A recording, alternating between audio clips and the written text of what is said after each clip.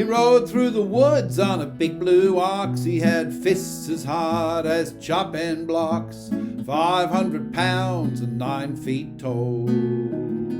That's Paul. Talk about workin', when he swung his axe, you could hear it ring for 1.5 miles. Then he'd yell timber and down she'd fall for Paul. Talk about drinkin', that man so mean that he'd never drink nothing but kerosene, and a 5-gallon can is a little bit small for Paul. Talk about women, that man so lusty, he needs a woman every hour just to keep from getting rusty. The young ones run, the old ones crawl to Paul. Talk about tough, well, he once had a fight with a thunderstorm on a cold dark night. I ain't saying who won, but it don't storm at all round here, thanks to Paul. He was 90 years old when he said with a sigh, I think I'm gonna lay right down and die, 'cause sunshine and sorrow, I've seen it all, says Paul. He says there ain't no man alive can kill me, ain't no woman left can thrill me, and I think heaven just might be a ball, says Paul. So he died, and we cried.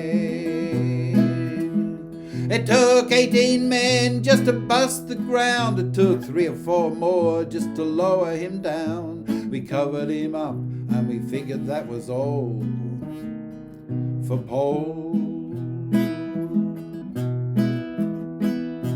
But late one night the trees started shaking, the dogs started howling and the earth started quaking, and out of the ground with a hi-yo came Paul. He shook the dirt from off of his clothes, he scratched his ass and he wiped his nose. You know, being dead wasn't no fun at all, says Paul.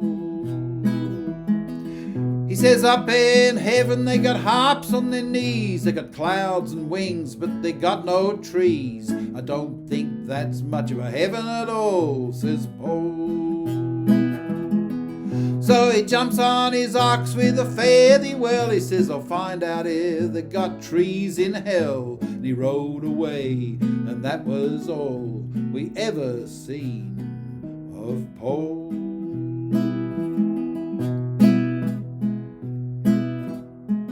But the next time you hear a timber yell, that sounds like it's coming from the pits of hell. Then a weird and devilish ghostly wail, like somebody's chopping on the devil's tail. Then a shout and a call, a crash and a fall. That ain't no mortal man at all, that's Paul.